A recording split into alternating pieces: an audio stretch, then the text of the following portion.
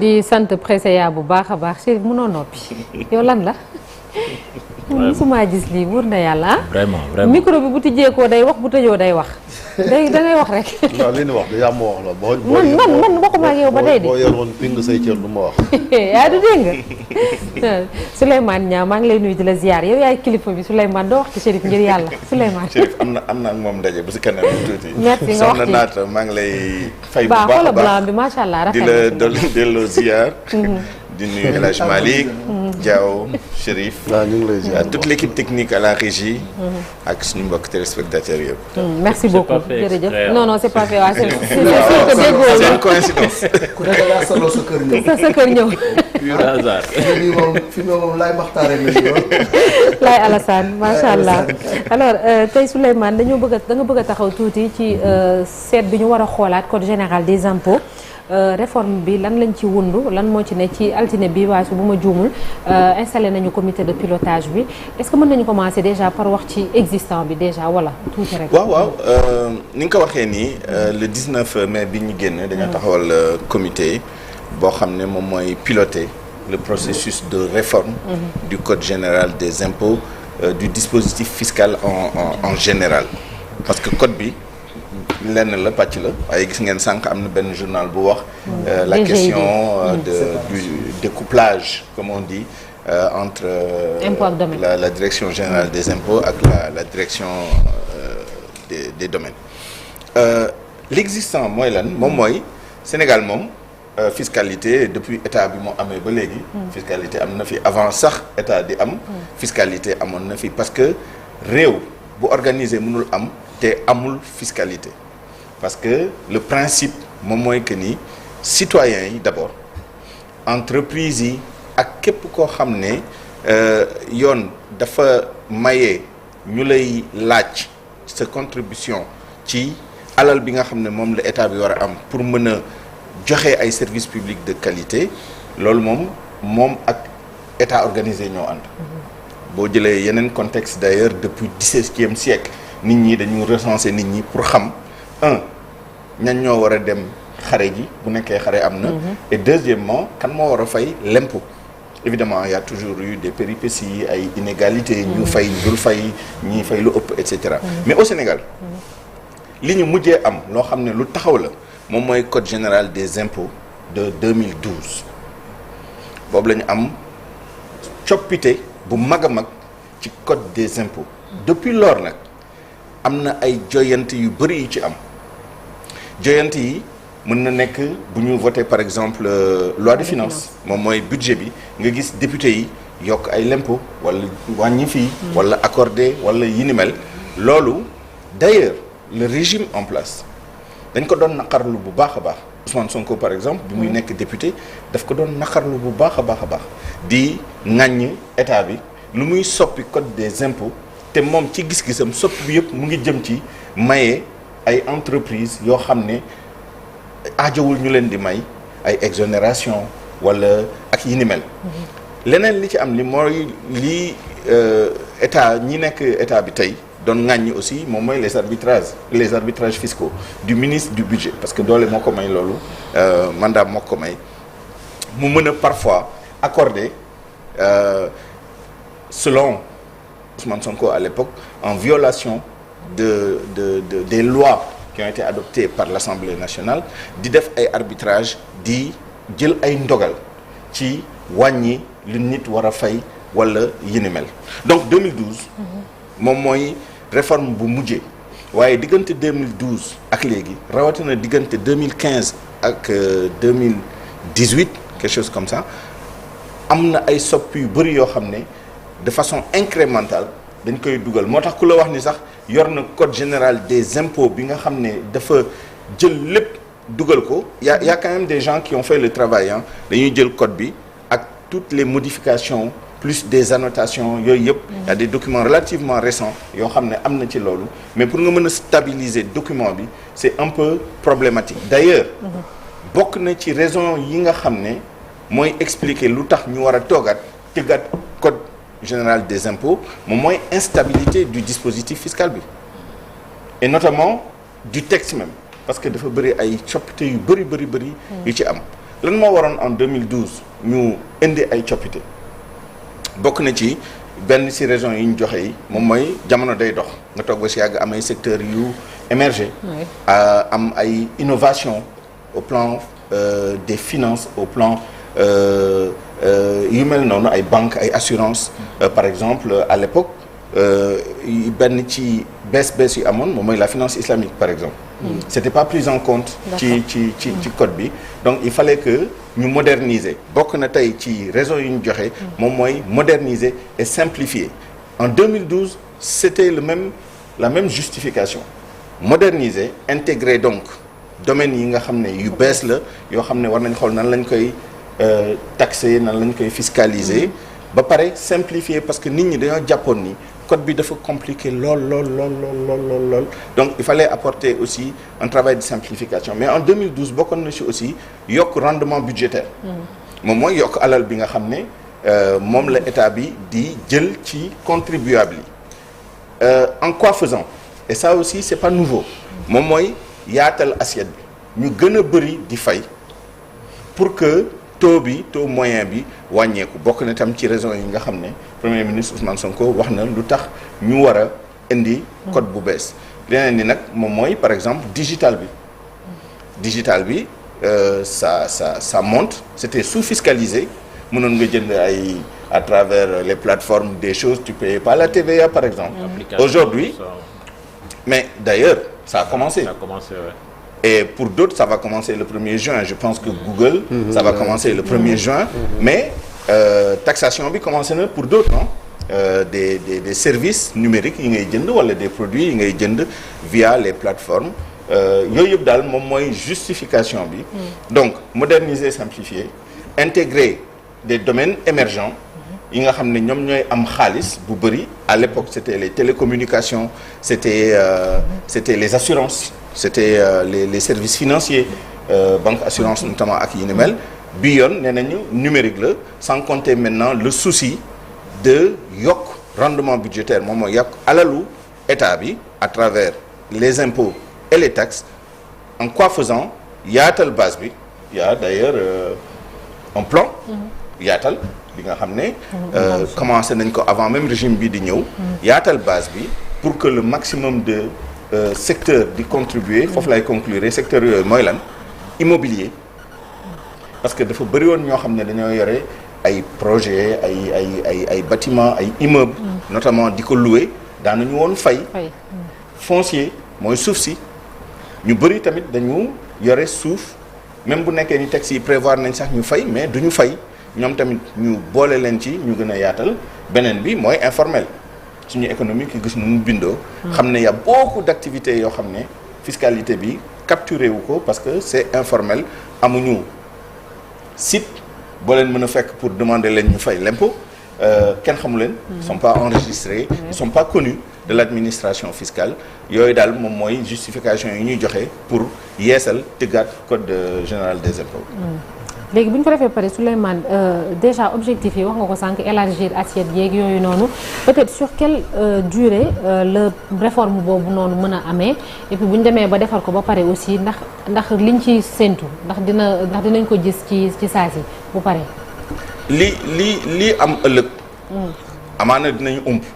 parce que secteur yi nga wax ni dafa nekk secteur yoo xam ne période bi dañoo nekk ci ay jafe-jafe en plus. effectivement maintenant comment loolu ci lay mën a impacter ci. dinañu umpu mais am na ñaari indicateurs yoo xam ne mën nañu indil tuuti ci tontu bi. benn bi mooy les expériences passées. expériences passées yi parce que maa ngi lay wax ni justifications yi presque sont les mêmes. Moderniser, simplifier, intégrer de nouveaux secteurs, élargir, faire payer le maximum de personnes, être un peu plus équitable, ce sont les mêmes justifications. moom moo am. Est-ce qu'on a eu le même résultat bi ñu commencé 2012?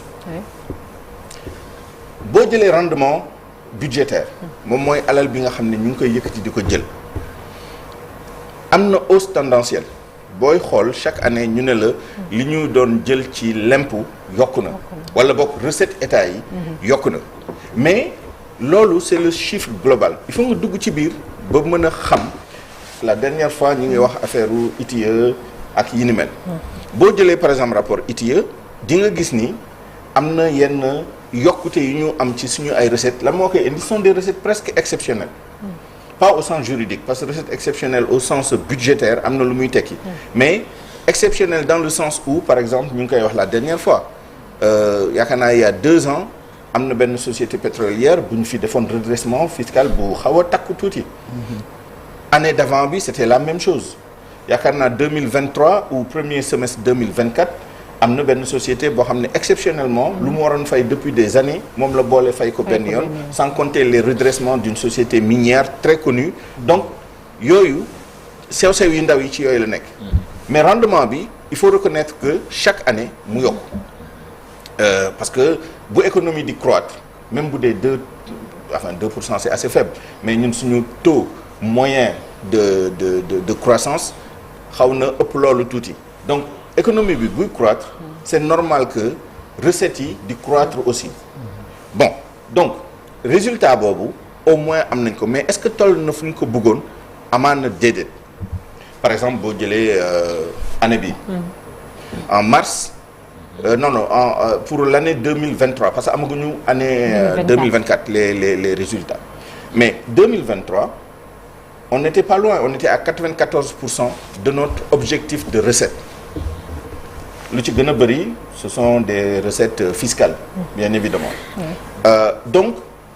yokku woon na par rapport ak 2022 mais par rapport ak suñu objectif on n'avait pas atteint 100% xam nga loolu day nekk du nekk sous-performance on ne peut pas tenir rigueur à l'administration fiscale de n'avoir atteint que 94% et c'est même pas l'administration fiscale c'est l'État du Sénégal dans son ensemble on était à 94% donc loolu benn la maintenant beneen indicateur bi moom mooy que ni comme d'habitude il y a de fausses bonnes idées si vous vous rappelez bien Premier ministre Ousmane Sonko bu muy def sa déclaration de politique générale il y avait tout un passage très fort sur la fiscalité annoncé woon na déjà réforme bi te réforme bi lu taxoon mu gënoon ko expliquer à l'époque même si maintenant les raisons ont relativement changé à l'époque ñaar moo taxoon wala ñett benn bi moom mooy les exonérations fiscales il était tout à fait contre cadeaux yi ñuy def les entreprises peut-être que ci diggante bi on se rend compte que parce que exonération yi les dépenses fiscales pour parler techniquement dépenses fiscales yi parfois c'est une nécessité pour offrir un climat des affaires incitatif pour que investisseurs yi ñëw exactement parfois aussi pour dimbali entreprises yi comme li xewoon Covid bon on avait transformé li entre yenn secteurs yi seen entreprises yi li ñu waroon fay en termes d'impôt sur les revenus ñu transformé ko bu leen ko fay dañ leen koy jox subvention directe yooyu yëpp état daf koy def pour dimbali des secteurs sinistrés wala dimbali des investisseurs yombalal leen investissement initial bi ñuy def parce que dafa takku ba pare may leen ay déggatuma j'entends de moins en moins parler de ce problème-là donc 2 indicateurs yooyu mooy indi tontu bu ndaw ci laaj bi moom mooy il faut espérer que dinañu am code man mon inquiétude c'est même pas à ce niveau mon inquiétude c'est ñan la ñu intégrer ci biir réflexion bi j'espère que ce sera assez inclusif pour prendre en compte tout le monde si on en juge par le communiqué qui a été sorti on n'a pas dit exactement kan moo fa nekkoon mais on a mentionné la présence des APIX les ministères DGD les douanes etc. J'espère que ça va aller largement au-delà pour que ce soit réellement inclusif. Souleymane su ñu ñëwee ci élargissement assiette fiscale bi gis nañu campagne de communication bi nga xam ne def nañ ko am naa sama terrain dem naa ko déclarer pour fay impôt mais souvent aussi de l'autre côté da ngay dem ba jàppee ko xeetu extorsion da nga yor sa xaalis ñu koy gruger di wàññi sa budget mais comment faire comprendre aux populations ou bien ñooñu nga xamee ni ñoo yor loolu que lii lu leen war la ak ban ngëneel après lay jur ci ñoom. Voilà pourquoi approche bi du simplement approche confiscatoire loolu la ñuy tuddee impôt confiscatoire moom mooy que ni bon xam nga état dafa am doole. mën nañ bloquer ce compte par avis à tiers détenteur mën nañ saisir sa ay biens à contrario état mënoo ko saisir j'en parle parce que y a un autre problème donc il y a non seulement la pédagogie donc il faut que nit ñi di expliquer parce que consentement à l'impôt dafa am importance c'est-à-dire nit ñi bu ñu contribuer voilà nan lañ koy tuddee aux dépenses publiques il faut d'abord ñu xam pour lan et deuxièmement ñu yëg ko aussi ci seen vécu en termes de qualité de service public donc consentement boobu dañ koy ça se négocie ça se construit donc expliquer pédagogie di wax nit ñi lan mooy l'impôt évidemment il y a un travail qui a été fait il faut pas dire qu'il n'y a rien la direction générale des impôts et domaines mu ngi def léegi xëj na la xaw a wàññeeku je ne sais pas pourquoi mais daawu jékk daawaati jékk il y avait des campagnes de sensibilisation fortes d'ailleurs pour expliquer aux gens les types d'impôts impôts sur les sociétés impôts sur les revenus droits d'enregistrement et de timbre les taxes l'impôt local tout ça expliquer nit ñi lan la ba pare expliquer leen fu mu jëm sans compter les trucs non fiscaux là yoo xam ne ay redevances la yi day jóge fii dem fa ak yi ni mel ça c'est important beneen bi c'est l'exemplarité attention état bu nekkee ni moom mooy lever les impôts ak taxes yi ak yi ni mel les droits de porte au port aux frontières et tout ça état ci boppam moom mooy joxe exemple pour nit ñi mën a topp or l'un des problèmes que nous avons boo jëlee par exemple le système le parapublic seen dette fiscale yi ak seen dette sociale yi soit dit en passant ces sociétés et agences doivent beaucoup d'argent à l'IPRES à la caisse de sécurité sociale et aux impôts c'est pas normal wala boog état ci boppam wala à travers des démembrements des libéralités yi ñuy defal ñenn ñi nga gis par exemple une société nationale buy def transport les véhicules soit sont immatriculés à des régimes yoo xam ne c'est pour éviter de payer certaines choses day indi distorsion d'ailleurs à la concurrence parce que bu nekkee ni yow public parapublic ou privé ah ñu defal la yenn faveurs yi doo fay autant d'impôts que yow say concurrents day am distorsion donc wala nga gis ay oto yu amul plaque d'immatriculation c'est toléré ak yi ni mel état bu buggee nit ñi di consentir parce que ñun régime déclaration spontanée la ñu am boo buggee nit ñi di ñëw di déclarer di et cetera évidemment après il y a le bâton si les gens ne s'acquittent pas de leur devoir mais d'abord il faut les informer les sensibiliser les convaincre deuxièmement il faut être exemplaire que l'État soit exemplaire nit ñi xam ni État ak ses démembrements dañu wàccoo ak seen wareef en termes d'impôts troisièmement moom mooy quand même la bonne gestion parce que nit ñi parfois boo leen waxee dañ naan la non man je préfère ut ay yoon ay pexe parce que de toute façon su ma fayee xaalis boobu dañ koy sàkkal pexe donc ça aussi c'est très important que nit ñi joxe des gages que ni l'argent qui est collecté est utilisé à bon escient de façon pertinente foofu sax laa bëggoon ñëw parce que maa ngi gis Ndongo Samba Sylla économiste la muy wax ni impôt ak taxe mënul financer le développement d'un État manne financière boobu aussi mais am na njeexital ci suñu koom askan bi tamit war nañu xam xaalis bi ñuy jël di ko fay fan lay dugg ci naka lañ koy utiliser ba ñoom ñu mën ci bénéficier waat en contrepartie.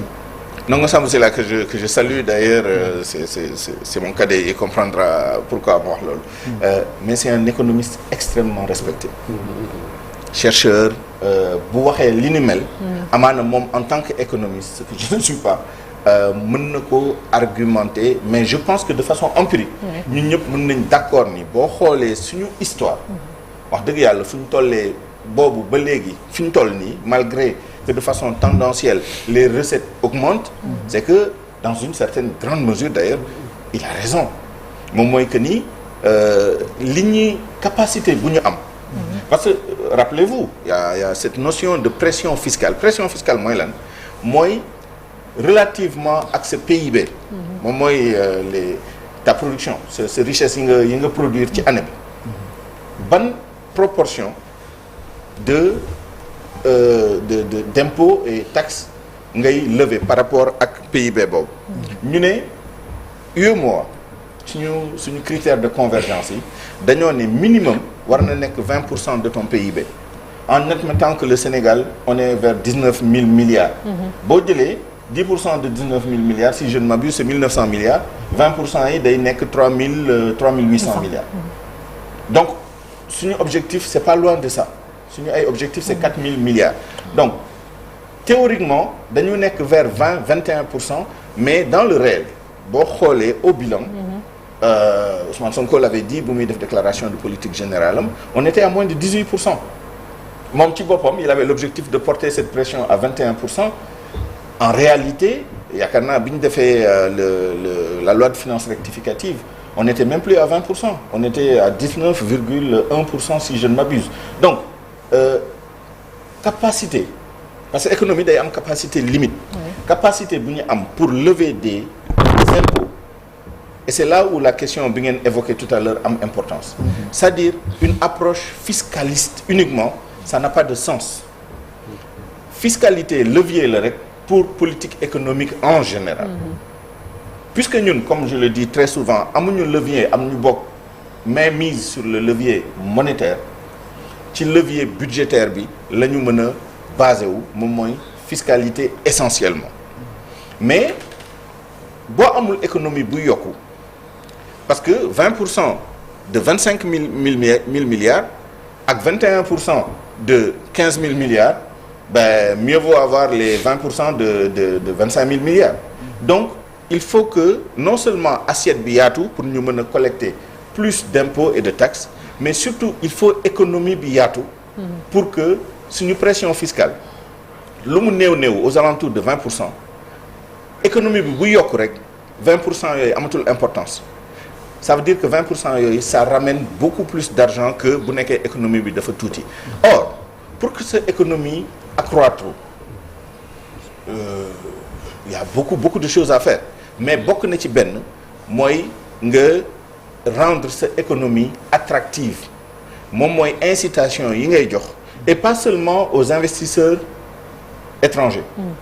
même say investisseurs à l'intérieur du pays yan facilité nga leen di defal yan incitation nga leen di may au plan fiscal pour que au moins pour le début xam nga kuy tàmbali léegi nii di investir loo ko may mu jël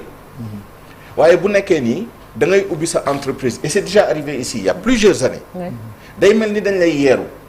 le jour où tu inaugures nga ubbi restaurant jour bi ngay njëkk a jaay boo moytuwul ci ñaari fan yi ci topp yi fisc dina ñëw taxaw la bon c'est normal aussi parce que suñu état bi dafa diis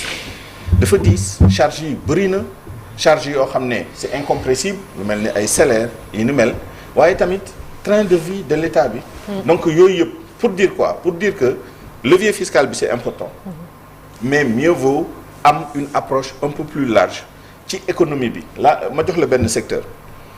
c'est pas que je connais particulièrement le secteur mais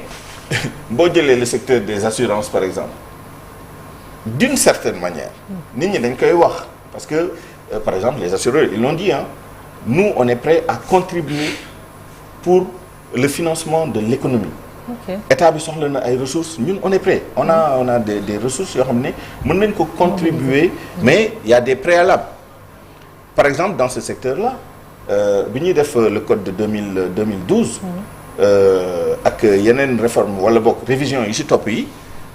les gens se sont dit les assurances c'est un secteur qui monte donc on va mettre des taxes spécifiques et cetera donc dañu xool rek secteur boo xam ne mu ngi marché rek ñu ñëw yokk fa ay taxes ak ay impôts évidemment si ça marche les gens doivent aussi payer mais il faut pas que mu étrangler secteur bi donc c'est ça aussi qu'il faut regarder après maintenant ça sont les entreprises les secteurs etc mais les individus c'est les travailleurs n'oublions pas que les impôts sur les revenus pas les revenus d'ailleurs c'est les impôts sur les salaires les traitements et les rentes viagères en moyenne c'est plus de 55% des impôts directs donc je vais être très clair c'est pas les impôts en général des impôts directs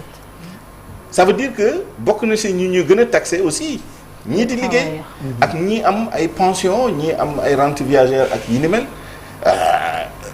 oui il faut que moyenne bi baisse côté boobu parce que boo combiner pression fiscale ci loolu plus inflation les prix qui augmentent et cetera c'est le pouvoir d'achat qui baisse donc